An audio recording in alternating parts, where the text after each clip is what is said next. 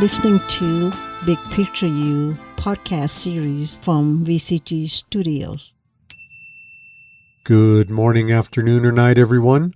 Coming to you from the cozy warmth of the VCG Media Broadcast booth. I'm Verve Coach Gordon, and you are listening to Big Picture You, the podcast where wellness practices and concepts meet practical application and real-life example. This is episode 5 of season 2. Welcome, listeners, supporters, and thought leaders around the globe. A huge thanks for your streaming. Please drop me a note at gordon@vervecoach.com. I'd love to hear more about what you think of the show. Spring is certainly upon us, at least here in the Rockies. So happy spring. Thanks so much for your continued support. Yes, indeed. Spring is upon us, and many forms of birth and rebirth surround us.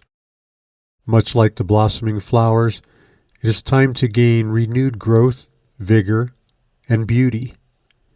It is time to enjoy the wonder of nature as we emerge from over a year of stay-at-home orders and precautions. As such, it is also time to reconnect with our own and other people's humanity. As the light of spring enters our hearts and minds, let us use it as an opportunity to reconnect with one another and build and enhance positive community values. After all, the human experience is truly one that all of us share each minute of each day, and we all deserve, at the very least, the opportunity to absorb and enjoy it. So, on with Season 2, Episode 5 of the Big Picture You podcast series. Bias? Who, me? This episode begins building a bridge between the Verve Coach methodologies and practices and the dynamics of implicit or unconscious bias, as some call it, and how to recognize and manage our own bias behaviors. This really demonstrates a core belief here at the Verve Coach Gordon organization, and I must say it demonstrates quite nicely, and that is greater harmony within ourselves, in our own lives, will certainly bring about greater harmony in our groups, organizations, and institutions. And of course, this goes hand in hand with the notion of growth from within to without, and how if we get our own stuff together first, we are then much better able to interact with and even rise to help others. Now that you're more familiar with the 11 energies of the Verve, basic definitions, some related color vibration information, it's time to start digging deeper in order to further explore the practical application piece, as promised, that is so very important to the framework of the Big Picture You podcast series. And if you're not familiar with the basics of the 11 energies of the Verve, no worries. You can easily access Season 2, Episodes 1, 3, and 4, and those will kind of bring you up to speed. Or just start in with us right here, because I will definitely be working with these dynamics in every episode, bringing further and further into the light myriad benefits of using 11 energies of the Verve as foundational guideposts, as well as values to increase positive outcomes in life. In this broadcast, I'm going to give a brief overview of implicit bias and its management, definitions, and cause and effect. But please feel free to reach out to me with questions or if you seek clarification on any concepts or ideas. I also have a really comprehensive 2-hour course, chock full of interactive discussion and activities, and like all of my work, real-life example and potential for practical application. And I do have a 45-minute intensive talk. The full course or the speech can be experienced live or online, and there are 3 areas in which training is provided: groups, organizations, law enforcement, and schools. Now, moving right along with Big Picture You, Season 2, Episode 5, Bias. Who, me? First, what is bias? It could be looked at as likes versus dislikes, a leaning toward or away from something. But very importantly, the likes versus dislikes dynamic becomes strong enough to impair your lens of fairness or neutrality, bringing about outward displays of bias and strongly prejudicial behaviors. What is implicit bias? Well, briefly, it is the bias that is built into us. Yepper, folks, we all have it, and it is absolutely vital that we are aware of it and manage it well. Usually, implicit bias is thought of as being unconscious, as opposed to explicit biases that we are really conscious of. In terms of a more practical example, implicit bias is the stuff that makes us just engage in some behavior or talk that may be harmful, insulting, degrading, or marginalizing toward others. And then we have to backtrack, telling ourselves and others that, oh, that is not really who I am or what I'm about. At the surface, that may be true, but we need to dig deeper to get to the true sources. But again, folks, we all have it and we all do it to each other a lot. Therein lies a very important reason to reinforce that this work is all about behaviors and not labels. After all, today's aggressor may be tomorrow's target, and vice versa.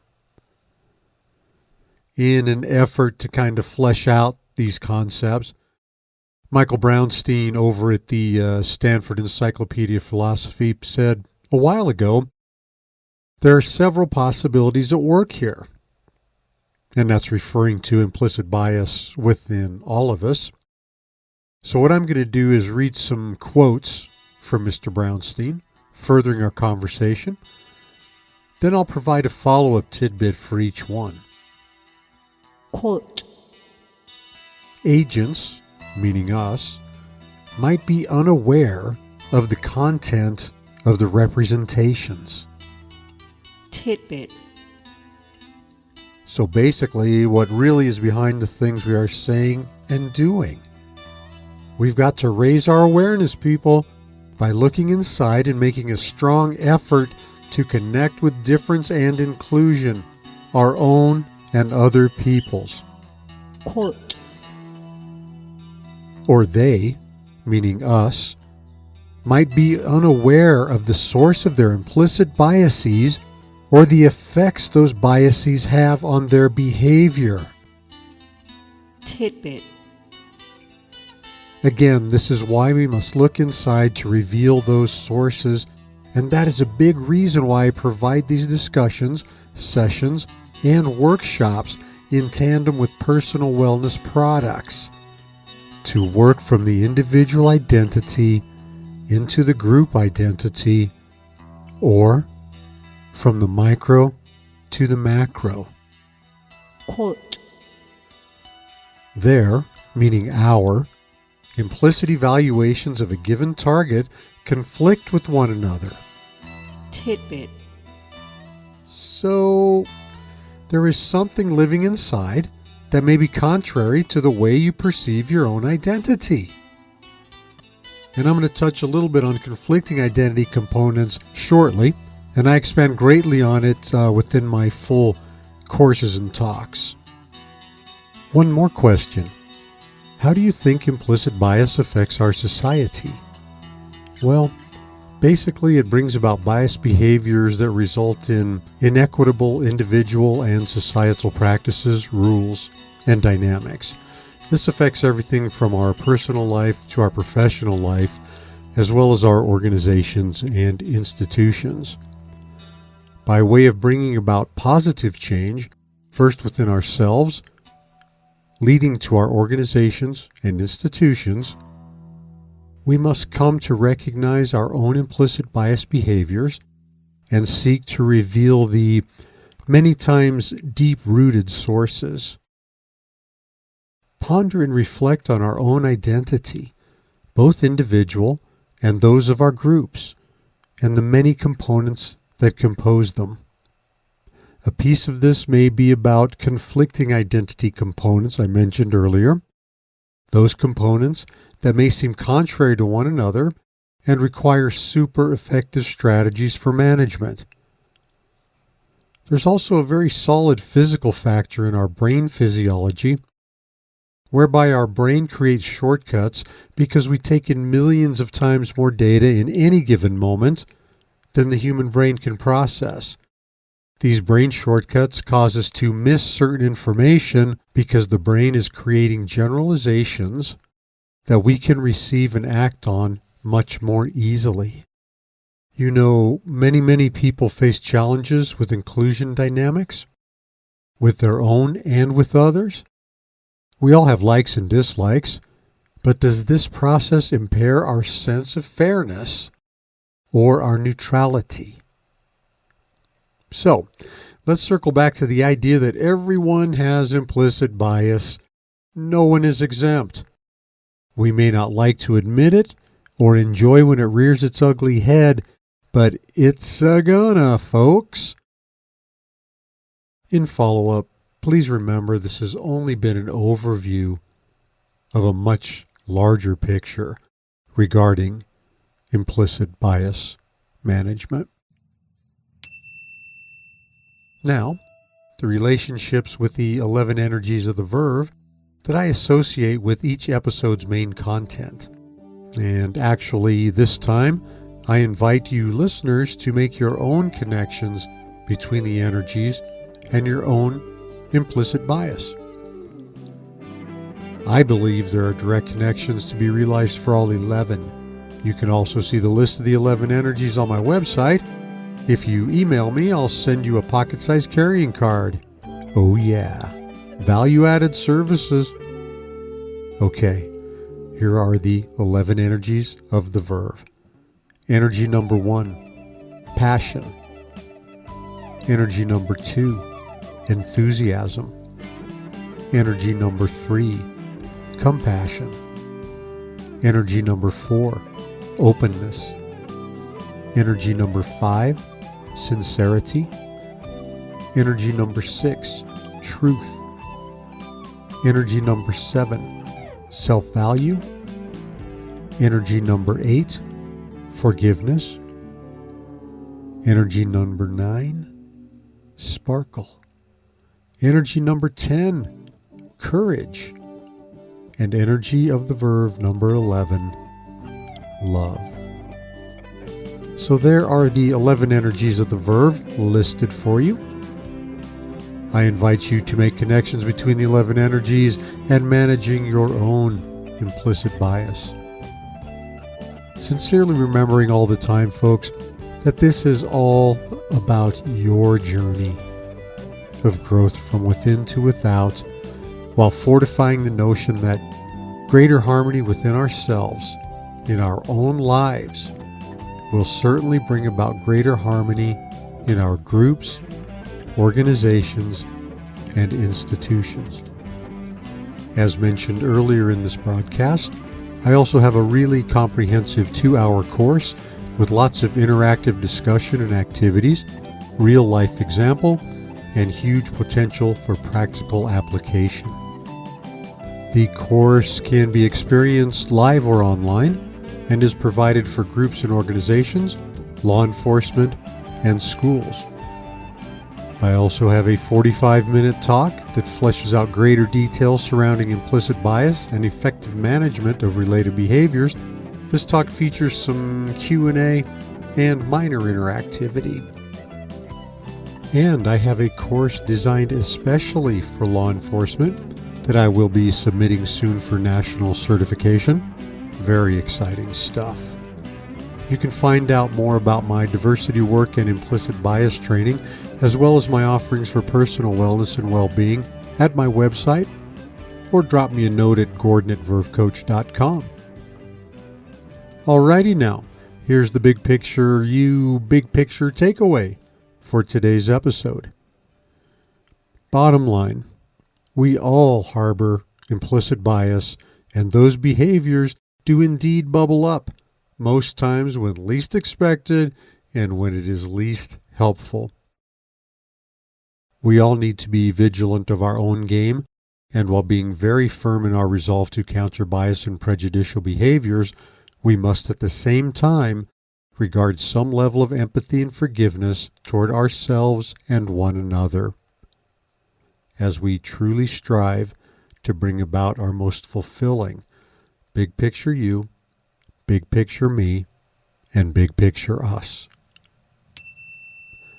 It is surely a privilege for me to be able to provide you with materials, tools, and mediums to help you create your life's masterpiece. The 11 energies of the Verve, foundational values that can be referred to at any time to help negotiate challenge, help in decision making, or gain motivation and positivity. The book is available at Amazon or through my website if you would like a signed copy. Please tune in next time for my 1-year anniversary episode, a trio of super moms. It's actually way cool that my first episode was a Mother's Day episode, so each Big Picture You anniversary has doubly special meaning for me, and I hope for my listeners as well. You are listening to Big Picture You podcast series from VCT Studios. Do visit my website regularly. I update it quite frequently, and there are news and announcements in the blog area at the foot of the opening page. Lots of good stuff. All content, text, and music in the Big Picture You podcast series is copyright Verve Coach Gordon unless otherwise cited. Thanks so much for listening to the program today. I always appreciate listener feedback, so please reach out to Gordon@vervecoach.com with questions, or even answers for that matter. Remember, kindness is beautiful, both toward others and yourself, in creating an amazing and empowering big picture you, big picture me, and big picture us. Be well, my friends.